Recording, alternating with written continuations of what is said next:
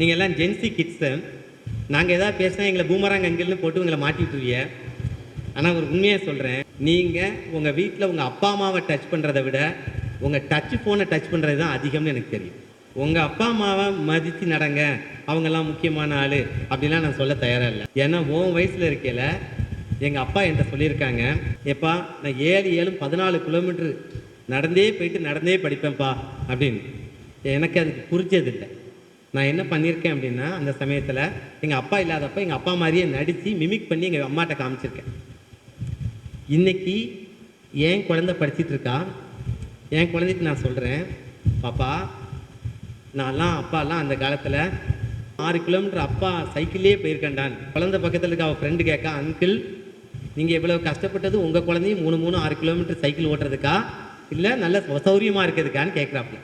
கேலியும் விளையாட்டு ஒரு பக்கம் இருந்தாலும் கூட அடிப்படையில் ஒவ்வொரு அப்பாவும் அம்மாவும் விரும்புவது என்னென்னா, குழந்தைகள்கிட்ட என்ன விரும்புவாங்கன்னா, குழந்தைங்க தங்கிட்ட பேசணுங்கிறது தான். நீங்கள் ஸ்க்ரீன் டைம் அதிகமாக வச்சுக்கிறீங்க, அப்பா அம்மாட்ட பேசுகிறது ரொம்ப கம்மி. கொஞ்சம் மாற்றுங்க. அப்பா அம்மாவுக்கு உரிய மரியாதையை கொடுங்க, மதிப்பை கொடுங்க, மாபெரும் வெற்றிகளை வாழ்க்கையில் பெறுங்க.